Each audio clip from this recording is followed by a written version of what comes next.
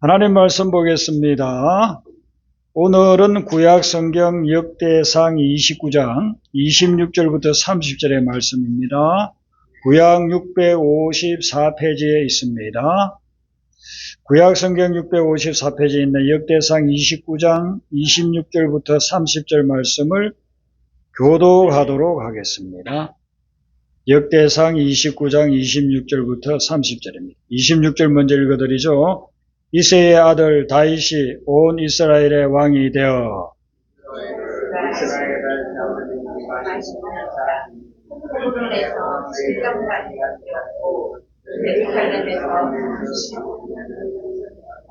그가 나이 많아 늙도록 부하고 종기를 누리다가 죽음에 그의 아들 솔로몬이 대신하여 왕이 되니라.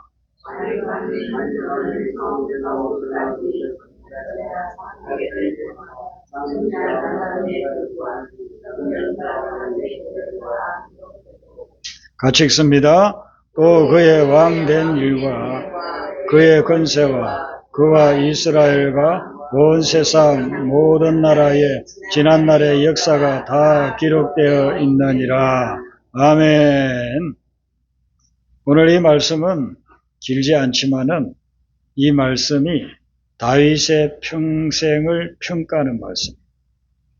다윗의 삶이 어떠했는지를 평가해주는 그런 말씀입니다. 이 말씀에 보면 다윗이 실수나 잘못이나 죄를 저질렀던 것들은 언급하지 않아요. 왜 그런가? 다윗이 철저히 회개했기 때문에 하나님께서는 그것은 없었던 걸로 해주는 겁니다. 그리고 하나님 앞에서 잘한 부분들을 쭉 나열을 하고 있습니다. 다윗은 시골에서 양치기 하는 목동이었잖아요. 그 소년 목동을 하나님이 들어서 왕으로 세웠어요. 대단히 출세한 거죠. 그 왕이 되어서 무려 40년, 정확하게 말하면 40년 반을 통치를 했습니다. 이스라엘 왕들의 역사를 보면은 1, 2년 하다가 그만둔 그런 왕들도 있어요. 40년 하면 대단히 오랫동안 통치한 겁니다. 그리고 그는 장수했고 부귀와 공명을 누렸습니다. 그리고 그가 죽고 난 후에는 아들 솔로몬을 왕을 계승해서 통치할 수 있도록 그렇게 했습니다. 이런 많은 축복을 누린 사람이 다윗이다 이야기를 합니다.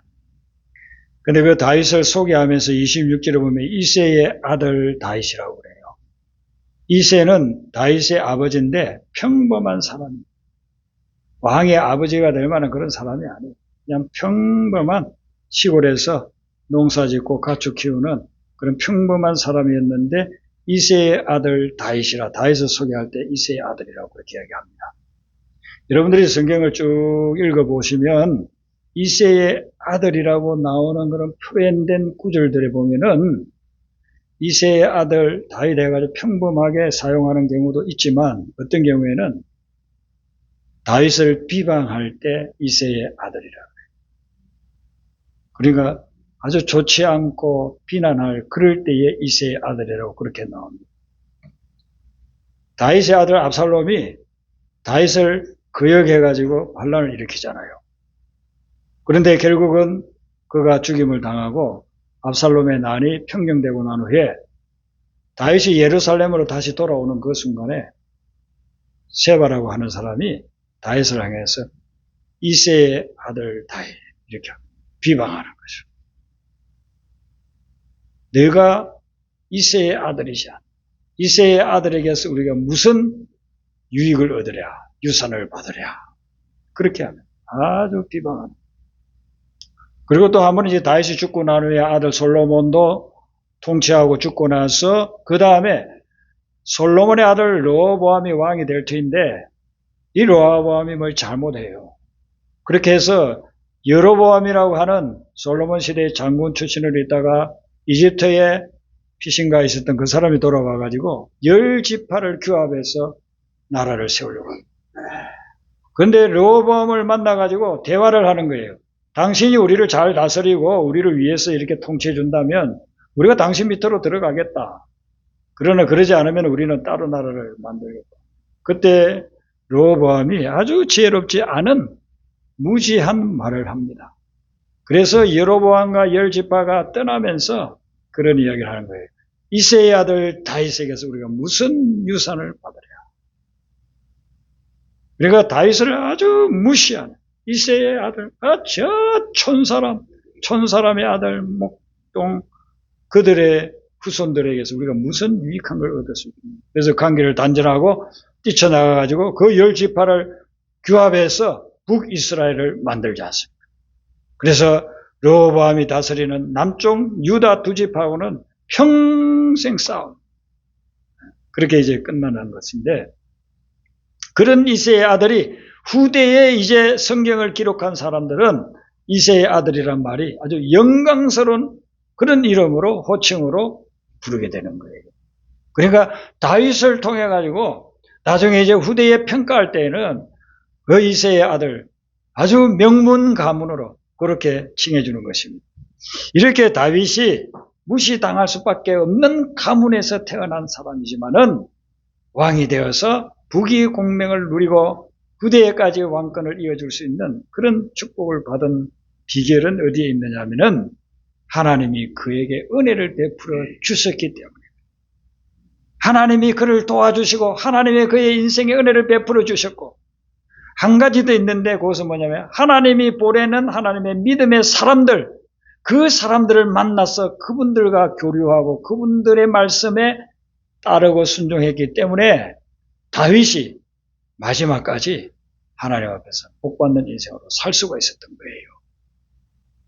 오늘 29절에 보면 3명의 선지자 이름이 나와요. 선지자, 선견자 나오는데 이게 히브리어는 다 다른 단어입니다. 그렇지만은 핵심적으로 말하면 하나님의 말씀을 대언하는 선지자들이라고 볼 수 있습니다. 이 선지자 사무엘, 나단, 갓 이렇게 나옵니다. 그분들이 글을 남겼는데 사무엘의 글은 사무엘 상하죠. 그러나 나단의 글이나 선견자의 갓의 글은 전해져 내려오는 게 지금 없어요. 일부분적으로는 성경에 기록이 되어 있지만은 따로 전해져 오는 그런 말씀들이 없습니다. 그런데 이분들의 삶은 다윗의 생애에 있어서 아주 고비고비마다 중요한 역할을 해요. 중요한 역할을 하는데 사무엘은 우리가 너무나도 익히 잘 알고 있잖아요. 다윗을 택해가지고 왕이 되게끔 했던 사람이 사무엘입니다. 사무엘은 다윗에게 기름을 부어서 왕으로 세우잖아요. 요즘 청년들이 취직하기가 얼마나 어렵습니까? 직장 구하기가 너무나 어렵습니다. 그런데 만약에 좋은 직장을 준 분이 있다. 평생 잊지 못하겠죠. 이 사무엘은 다윗을 세워가지고 왕으로, 직장 정도 가지고 왕으로 세워. 그런 사람이 다윗은 평생 잊을 수가 없는 사람입니다.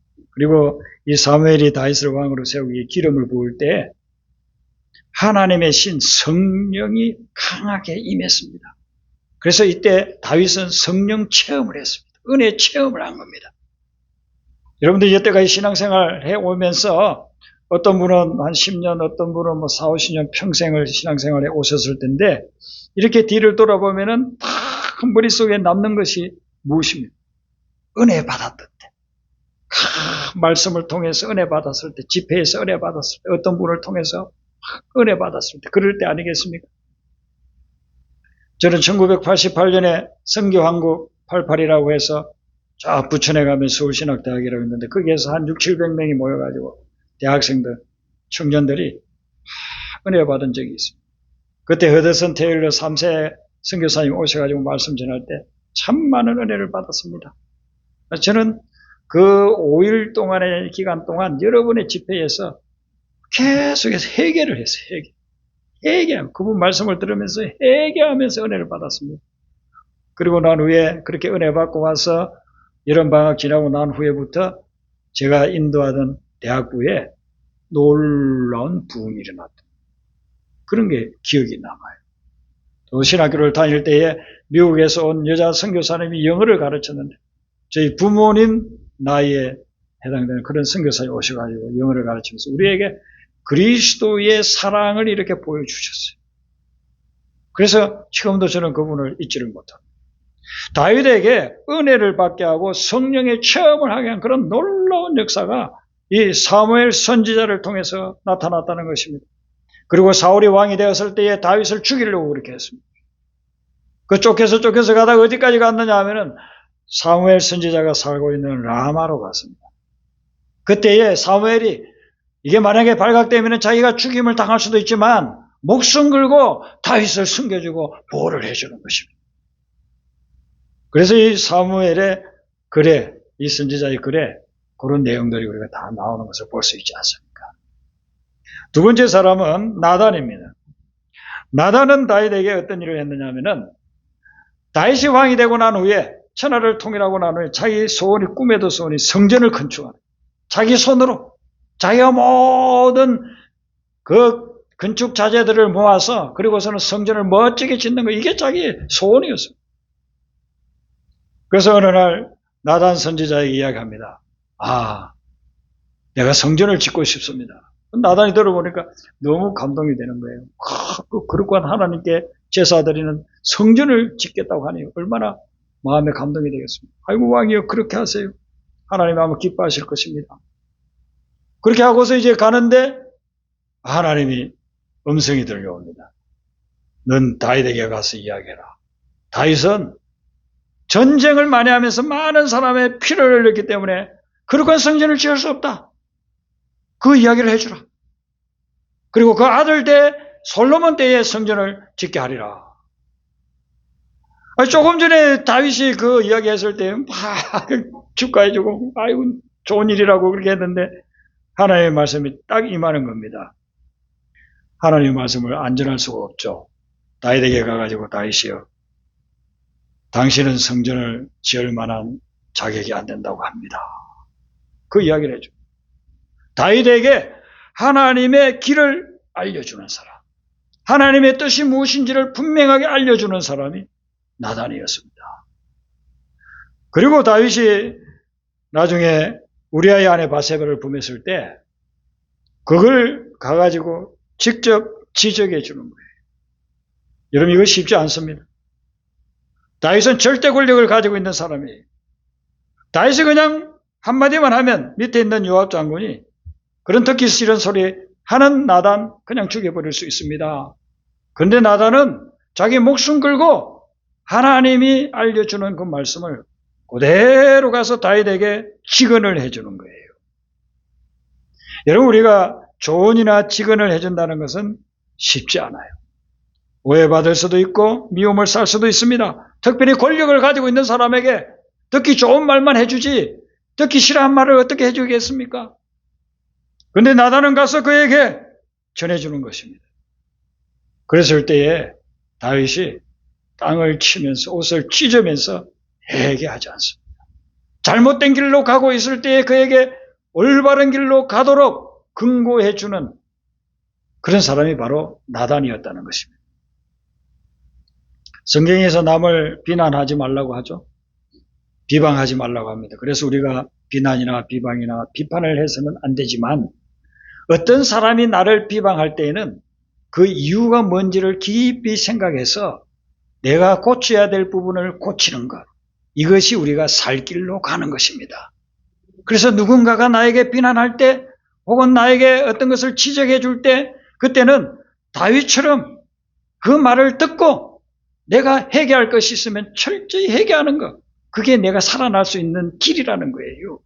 여러분, 다윗의 위대한 점이 바로 이 부분이에요. 다윗이 일반적으로는 모든 것은 우리하고 똑같아요.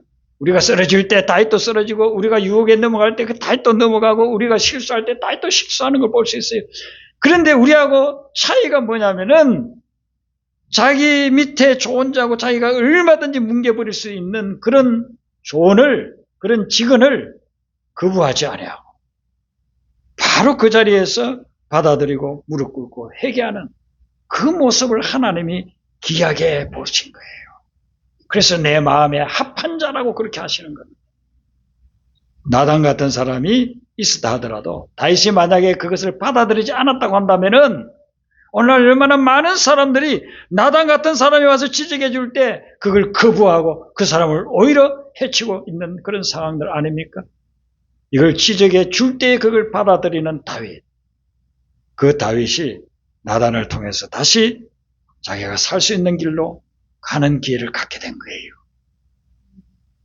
만약에 우리가 내비게이션 없이도 어떤 다른 데 갈 수 있는데 만약에 내비게이션 없이 차를 몰고 간다고 생각해 보세요. 내가 전혀 모르는 길을. 그런데 옆에서 그 길을 잘 아는 사람이 앉아서 좌회전하세요. 저 앞에서 우회전하세요. 저기는 뉴턴해야 됩니다. 이렇게 알려주는 사람이 있다고 한다면 얼마나 감사하겠습니까? 근데 우리가 살아가는 인생은 내비게이션 없이 운전하고 가는 길과 같습니다. 내일 우리가 어떤 길로 갈지 무슨 일이 일어날지 전혀 모르고 가는 거예요. 그 길을 갈 때에 하나님의 사람이 조언해 준다고 한다면, 믿음의 사람들이 나에게 그것을 근거해 준다고 한다면 얼마나 감사하겠습니까? 그 길을 가야 되는 것이죠. 나단이 그 말씀을 전해줬을 때 다윗이 그것을 받아들였다 하는 것입니다. 잠언 27장 5절에 보면은 면책은 숨은 사랑보다 나으니라. 면책이라고 하는 것은요, 우리 면전에서 책망해 주는 말씀이에요. 면책, 면전에서 책망하는 거예요. 누가 와가지고 저에게 만약에 문 목사님 지금 잘못하고 있습니다. 똑바로 사시라고야. 만약에 그렇게 한다면은 제가 기분 나쁘겠죠. 그러지만은 그 면책이 하나님이 주시는 거라고 한다면은 알겠습니다. 제가 모르고 제가 잘못을 했습니다. 세 번역에서는 이걸 뭐라고 이야기하냐면요. 드러내놓고 꾸짖는 것은 숨은 사랑보다 낫다. 숨어서 그냥 말도 하지 않고 가만히 있는 것보다는 내가 잘못된 길로 갈 때 지금 잘못된 길로 가고 있습니다. 방향을 선회하세요. 그렇게 해주는 책망이 저에게는 사랑보다 훨씬 낫다는 거예요. 정말 저를 위한다는 것입니다. 이 나단은 그런 역할을 했던 사람입니다. 목숨 내걸고 다윗 왕이 정말 하나님의 축복된 길로 갈 수 있도록 잘못되었을 때에 깨우쳐 주십니다. 우리가 예배를 드리러 매주마다 오지 않습니까? 이 예배는 구약에서는 제사라고 했습니다. 제사를 드릴 때는요, 반드시 있어야 되는 것이 있는데 그게 뭐냐면 제물입니다. 제물은 그게 소든 양이든 비둘기든 그 제물을 가져왔으면 살아있는 제물을 드리는 것이 아니에요. 산채로 제물을 드리는 제사는 하나도 없습니다. 그 제물을 죽여서 각을 뜹니다. 쪼갭니다. 그래서 거기에서 필요 없는 내장이나 똥이나 이런 것들은 다 버리고 그걸 다 불살라서 하나님께 드리는 거예요. 그게 제사입니다. 제사를 우리가 드리러 교회 올 때에 각을 떠서 내 속에 잘못된 것, 내 삶에 숨겨져 있지만 보이지 않지만 잘못된 것 다 버리는 그 시간이 예배 드리는 시간. 그리고 하나님께서 알려주는 책망을 듣고 내 삶을 고쳐나가는 그 시간이 예배 시간인 것입니다. 그래서 예배가 살아야만 내 영혼이 사는 거예요. 예배가 죽어 있으면은 듣기 좋은 말만 하고 복 받습니다 하는 말만 하고 당신은 뭐 잘 될 것입니다 하는 그런 말만 하고 지금 잘못되어 분명히 잘못되어 가고 있는데 잘 될 거라고 하면 이것만큼 사기치는 것이 어디에 있겠습니까? 그런데 오늘 우리 한국 강단을 보면은요, 그런 부분들이 너무 많아요. 와서 내 각을 절대로 쪼개지 아니하고 뜨지 아니하고 그럴 땐 그 그대로 그냥 가지고서 복 받을 겁니다. 그건 절대로 하나님의 말씀이 아니고 예배가 아니라는 것입니다. 여러분들이 예배 드리러 올 때는요, 각을 뜨는 심정으로 주님 앞에 나오시기를 바랍니다. 그래서 주님이 지적하는 것, 면책하는 것, 숨은 사랑보다 훨씬 난 그 사랑으로 면책하는 것, 그걸 들으시고 내 삶에 버릴 것은 버리시고 깨뜨릴 것은 깨뜨리시고 제거할 것은 제거하시기를 바랍니다. 그래야 내 영혼이 살아나는 거예요. 죄를 지었던 사람도 그 제사를 드리고 나면 하나님으로부터 사함을 받고 다시 살아날 수 있는 그 길을 하나님이 열어주시는 거잖아요. 예배가 그렇게 되어야 된다는 겁니다. 세 번째 선지자는 가시입니다. 가. 이 갓은 성경에 자주 나오지는 않아요. 몇 군데 나오기만 하는데 이 갓은 다윗에게 무슨 일을 했느냐 하면은 다윗이 나라를 다 평정하고 영토를 어마어마하게 넓게 그렇게 소유했습니다. 그래서 하나님이 모세와 여호수아를 통해서 약속의 땅이라고 했던 그 범위가 나오지 않습니까? 그 범위를 거의 대부분 점령했던 왕이 다윗이에요. 그 이후에는 그러지 못해요. 있던 것도 빼앗겨요. 솔로몬은 자기 아버지가 해놓은 거 겨우 유지만 했고 솔로몬 이후에는 벌써 나라가 두 쪽은 나지 않습니까? 그러니까 뭐 통치하는 영역이 반으로 줄어들어버리죠. 다윗이 이렇게 넓은 영토를 확보를 하고 왕으로서의 절대 권력을 다 가지고 있으니까 교만에 빠졌어. 그래서 내가 다스린 이 나라가 어마어마한 나라야. 그런 자부심을 가지고 나 같은 왕이 어디 있어? 이런 교만을 가지게 됐습니다.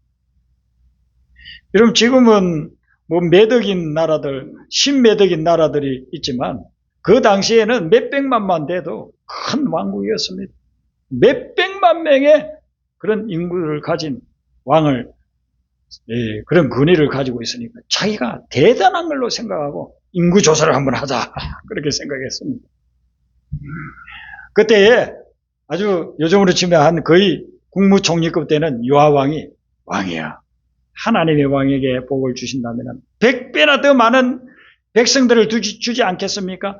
왜 이걸 자만의 그런 도구로 이렇게 인구조사하려고 합니까? 그런데도 다윗이 아주 작심했어요. 인구조사하라. 다윗의 그 말이 마음에 안 들지만 요압이 왕이 시키니까 했습니다. 인구조사하면서 성경 자세히 읽어보면 대충대충 한 걸 볼 수 있어요. 어떤 데는 빼버리고 막 이렇게 한 걸 볼 수 있어요. 요압이 아주 화가 나가지고. 그래 왕이 시키니까 했습니다. 그 인구조사를 하고 난 후에 하나님께서 다윗을 징계합니다. 너희 이제 교만해졌느냐? 내가 너를 낮추겠다. 그래서 인구가 하루아침에 7만 명이 줄어들어요. 징계를 받아가지고. 계속 내버려 두면은요, 뭐 몇십만 명이 죽을 수도 있어요.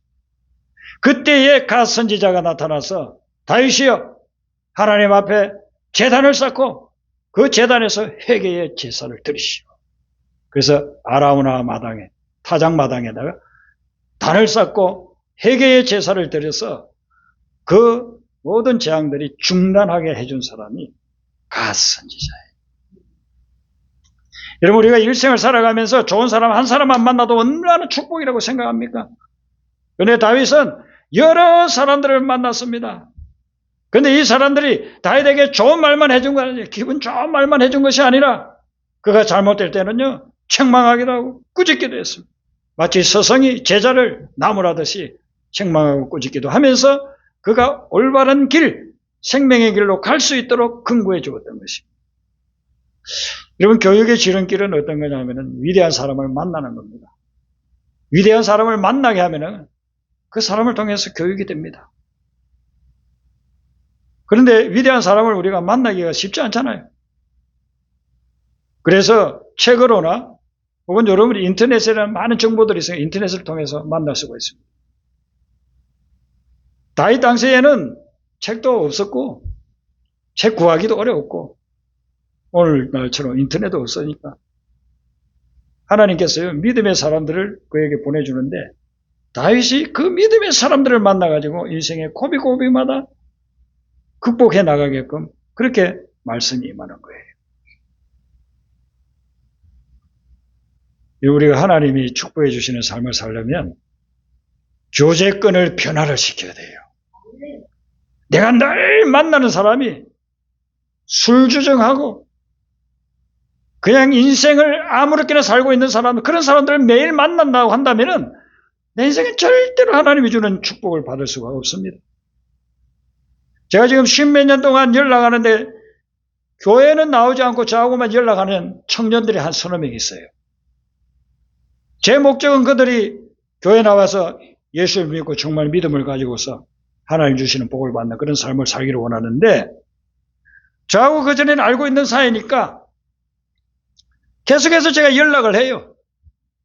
지난주에도 그 청년들하고 또 연락을 했어요. 그런데 이 세 명의 청년들의 특징이 뭐냐면은 밤만 되면 술 친구 따라가서 술 실컷 마시고 주일날 어떤 때는 저하고 약속해가지고 이번 주에는 꼭 오라고, 부활주일이라고. 목사님 가겠습니다 해놓고서는 안 나타나. 설교하면서 언제 들어오려나 봐. 안 나타나. 요즘 젊은 사람들은 그런 걸 씹는다라고 해요. 씹는다라고. 제가 많이 씹혔어요. 씹혔어. 약속해놓고서는 나타나지. 그게 지금 10몇 년. 그래도 저는 날 그 친구들 위해서 기도하고 하나님 앞으로 돌아가겠다고 간구하고 있습니다. 언젠가는 돌아올 겁니다. 저는 그런 믿음을 가지고 계속 연락하고 문자도 보내고 전화도 종종 하고 그렇게 지금 대화하고 있습니다. 무엇이 문제냐면은 교제권이 잘못되어 있어요. 지금 그 서너 명의 친구들은 다 주변에 술 친구들밖에 없어. 술 친구들. 술 마시고 그냥 곤드레 만드레 해가지고 그렇게 살아가는 거예요. 그 교제권을 끊지 않으면은 절대로 복의 길로 나올 수가 없어요. 그 교제권을 끊어야 돼요. 다윗은 이 하나님의 사람, 믿음의 사람들과 교류했기 때문에 그가 쓰러져도 다시 일어날 수 있었고 그가 실수해도 다시 기회가 찾아오는 거예요. 그 말씀을 듣고 따라가는 거예요. 하나님이 우리에게 이 믿음의 사람을 보내줄 때 우리는 겸손한 마음으로 만나야 됩니다. 그리고 그 믿음의 사람들과 교제해야 됩니다. 그렇게 될 때 우리의 삶이 하나님이 주시는 영적인 풍성함을 누릴 수가 있는 거예요. 어떤 분은 그럴 수 있습니다. 나는 여태까지 살아오면서 사무엘이나 나단이나 각 같은 사람을 한 번도 만난 적이 없습니다. 물론 그럴 수도 있을 것입니다. 그런데 이제 만났는데 또 잊어버릴 수 있을 것입니다. 그런 분들은 하나님의 말씀 속에서 예수님을 만나면 됩니다. 예수님은 사무엘이나 나단이나 가세해 줄 수 있는 모든 말씀을 풍성하게 우리에게 성경 기록으로 남겨놓으셨습니다. 그래서 말씀 속에 들어가서 예수님을 만나고 말씀 속에 들어가서 예수님의 말씀을 듣고 그 말씀을 따르면 우리도 다윗처럼 그렇게 회복된 삶을 살아갈 수가 있는 거예요. 링컨은 너무나도 가난한 집에서 좌시골에서 통나무 쪼아가지고 만든 그런 집에서 자랐어요. 어머니가 돌아가실 때 유산을 남겨뒀는데 유산이라고 할 게 하나도 없어요. 그래서 두 가지를 유산으로 남겨놨답니다. 첫 번째가 가난. 가난이 무슨 유산이겠습니까? 두 번째가 어머니가 평생 읽은 낡은 성경책. 그러니까 가난은 뭐 유산이 아니니까 그건 놔두고 성경책 한 권만 유산으로 받았어요. 요즘은 성경책 재질이 참 좋잖아요. 아무리 많이 읽어도 이게 뭐 낡지는 않습니다. 그런데 저는 평생 이렇게 성경 읽다 보니까 제가 가지고 있는 성경책은 그냥 부풀어 올랐어요. 부풀어 올라가지고 언제 떨어질지 모를 그런 성경책인데 그 링컨 당시에는 지금으로 수백 년 전에는요 성경이 그냥 낡아요. 많이 읽으면 낡아서 찢어지고 그런 성경책 하나 유산으로 받은 거예요. 그런데 링컨이 그 성경 속에서 예수님을 만난 거예요. 그리고 그 성경 속에서 예수님의 말씀을 발견한 거예요. 그 말씀 가지고 살려고 하니까 초등학교도 안 나온 그 사람이 대통령이 되고 미국의 역사의 흐름을 바꾸는 주인공이 된 거예요. 지금도 미국 사람들은 간혹 이렇게 앙케이트 설문조사들을 합니다. 당신이 생각할 때 가장 위대한 대통령, 가장 존경하는 대통령이 누구라고 생각합니까? 50년 전이나 40년 전이나 10년 전이나 항상 1등은 링컨입니다. 링컨. 그 외에 뭐 2등, 3등은 바뀔 때도 있지만은 1등은 한 번도 안 바뀌어요. 항상 링컨이 가장 위대한 존경하는 미국 대통령이라는 비결이 다른 데 있는 거 아니에요. 하나님의 말씀 통해서 예수님을 만나. 예수님과 늘 교류하면서 예수님의 말씀, 그 말씀 붙잡고 살아갔더니만 대통령이 되고 미국을 변화시키는 위대한 대통령이 됩니다. 여러분들도 이번 한 주간 동안 주님과 더불어 살면서 주님의 말씀을 따르시기를 바랍니다. 그렇게 하면은 우리 삶에 놀라운 변화가 일어날 겁니다. 말씀을 듣는 것 굉장히 중요한데 그것으로 그치지 말고 들은 말씀을 내 삶에 실행하세요. 그럴 때 말씀의 능력이 삶 속에서 나타나게 될 것입니다. 우리 찬송 부르겠습니다. 오늘부터는 바로 마지막 절을